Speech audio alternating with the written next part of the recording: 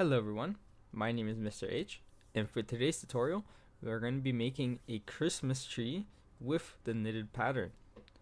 Alright, so let's get started. So, step 1, as always, open Blender. Step 2, with our cube, we're going to add a modifier. We're going to add a subdivision modifier. So let's do that now. Now that we have added a modifier, we're going to go to edit mode. We're going to go to face select. We're going to select this bottom face. We're going to press E to extrude. And we're going to press S to scale it. And at the top, we're going to do the same thing. Not scaling it, but we are going to extrude. And done. Now we have our Christmas tree stump. Now for our next step, we're going to add a mesh, and we're going to add a cylinder. We're going to press G and Z to move this up. We're going to go to edit mode, face select, and we're going to select the bottom. And we're going to scale this. This is going to be the bottom portion of our leaves for a Christmas tree, and it's going to be the top portion. So we can just move back using shift and middle mouse button separately. And we can zoom out, and we're just going to press G and Z. And then we're going to scale this. And we're also going to extrude this top portion just a little bit and scale it down. We're going to need that for the future. Alright. Now that we've got that, we also have to add our star. You know, there's no perfect Christmas tree without a star. So we're going to add a cube, press G and Z. And we're going to go to edit mode. Oh wait, we're already in edit mode. We're going to select loop cuts, and we're going to make a few cuts. So one in the center, one in the other center, and then one more here, and one more here. And I'll show you what we got to do. So first, go to edge select, and we're going to select this first edge, and we're going to move that up. Then we're going to select these edges, holding shift left click, and we're going to scale that in the Y axis. And we're going to do the same for this bottom portion, shift S. And we're going to scale that in the Y axis. Alright, and then we're also going to move this, pressing G and Z, a little bit down. Now for this portion, you can leave it as it is, or we can go to face select, select these two faces, you're holding shift left click. We're going to scale it in the Y axis. And then we can press G and Z. And now we have our star. Alright, so I'm going to select our star here. Oh, so I realized I might have made a mistake. So, because I added the shape in edit mode, and when you add a shape in edit mode, it becomes one object. So you see cylinder here, there's not another cube. So what we can do, we can select this, and we're going to select separate by loose parts. And that solves our issue. Just like so. G and Z. There you are. Alright. Now to add our knitted pattern. So we're going to go down here to modifiers. We're going to add subdivision. We're going to keep this to simple. And we're going to add another modifier. Search. We're going to add displace. Now for the displace modifier, you're going to click on new. You're going to go down here to textures. Change this to knitted so you know. You're going to click on open and select your texture. If you don't have your texture, I'm going to show you how you can get it. And we're going to search up screws and circuits. So this is our site. You can left click here, go to this hamburger, and you'll go to tutorials. And right here is our texture that we're going to download. So you're just going to left click this, download this, and we'll go back to Blender. Alright. Now you're going to press open and select your texture. So if you have trouble finding it, you search up woven. Okay.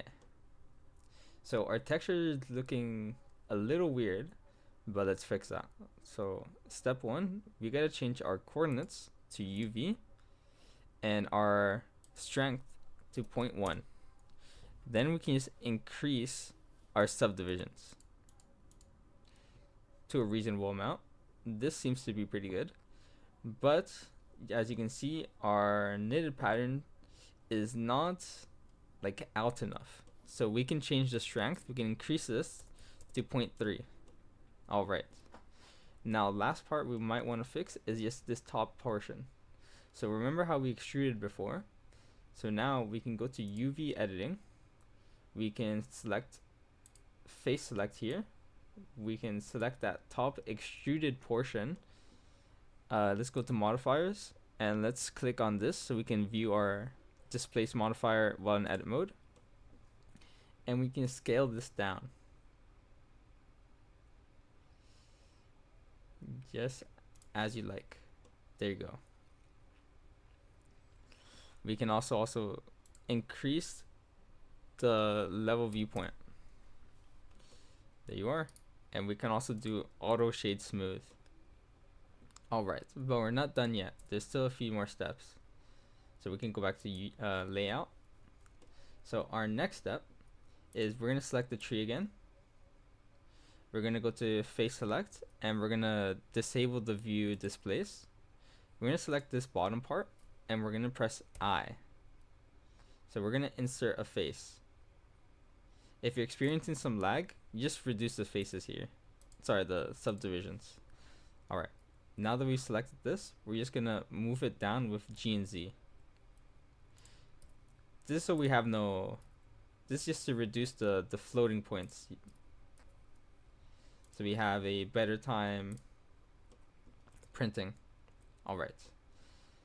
So we're just going to play around with this. And I believe this should be good. Okay. Next up, we want to fix this mess down here. So to fix that mess, we're going to select here in data. We're going to press this plus sign and we're going to add a vertex group. We're going to call this outside. Now we're going to select our bottom portion and we're going to press Control I. So when we clicked our bottom portion, then we selected the inverse, which was everything else, and we're going to assign that to there. Now, the coolest thing about vertex groups is you can left click away and just click select and it'll select that portion again. So you can see when we click select, it still added this bottom portion. So we're just going to left click this and we're going to remove it from the vertex group. Now we can press select. Oh, it looks like it didn't select it. It was just the things around it. Alright, so we're just going to assign it like this. Alright, so now let's go to modifiers. And you'll see in the displace modifiers, we have vertex group. So we're going to select this. And now we're going to see the modifier in action. So it still wasn't able to fix our issue. So I'm going to select this bottom portion and click remove. And there we have it.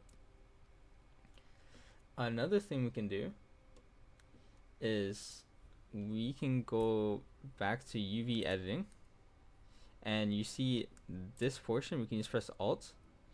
We can scale this down and that fixes our issue quite a bit.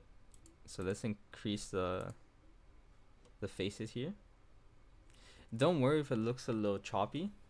Once you actually print the model, it'll even out. Alright. So now let's do the same for our other shapes. So for our star, we're going to add a subdivision. We're going to make this, let's say 5. We're going to add modifiers, displace. We're going to select down here and click on your knitted pattern that we found on our ScrewsandCircuits site. And it still looks a bit weird, but that's because we still got to change the settings. So remember, change the coordinates to UV. And change the strength to 0.1. And there we have it. Now let's do the same for our stump. So we're going to add modifier search, displace, knitted, UV, 0.1. Increase subdivisions. And we might want to increase the strength to 0.3. And one last thing that I want to do here, so we don't have issues when we're printing this out, is we're also gonna add a vertex group here. Yes, a vertex group. So we're gonna click here. We're gonna press E, and we're just gonna scale that down like this. We're gonna click data, press plus, left click this twice, and name this outside. We're gonna do Control I to inverse and assign. Now when we do select, let's remove that bottom part by left clicking on this face and clicking remove, and let's do select again. Alright, now let's go back to our modifiers, vertex group, and click on outside, and let's see how that looks. Alright, that looks like how we want it. Now if you want to change the direction of how the knitted pattern goes, you still have your UV editing open. So we're going to go here, we're going to click A on the left side after we clicked on the face, and we're going to rotate it. So you just rotate it to how you like it most. You can either increase or decrease it to add to the number of details. So I'm gonna have mine like so. I'm just gonna play around with it until I like it. Okay, that sort of works. Alright. Okay. So if you still don't like the amount of detail here, we can press A here. We can select this and just do left click drag to select all these faces, and we can just make them a bit smaller, and this will help us with the details, because now since all the knit pattern's bigger, it's less details that's gonna have. I wouldn't recommend going another level viewport, because then it's gonna take a little long to load in your slicer, but I'll show you an example of what it looks like at 7.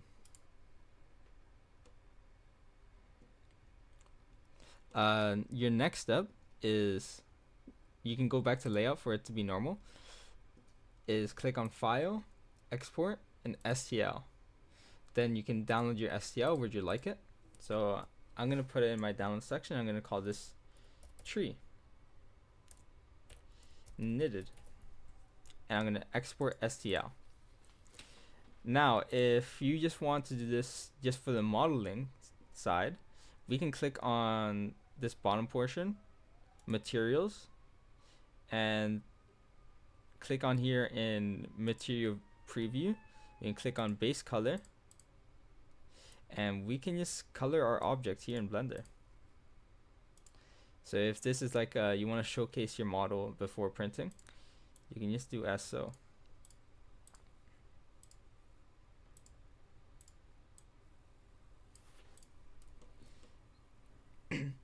But once again, how this looks here won't be how it's printed, because you know there's different filament types. Alright, so we exported our model. Let's go open it.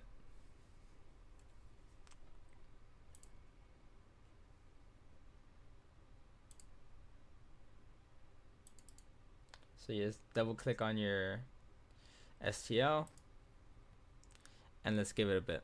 So let's see if our file is open, and yes it has. Okay, so your model might be small or too big. Good thing, if you're using Bamboo Studio, we can use the scale tool, and we could just increase or decrease this. So let's see how this model looks after being sliced.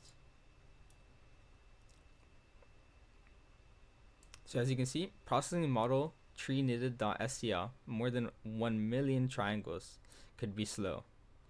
So like I said, the subdivisions do affect your loading time. And there you have.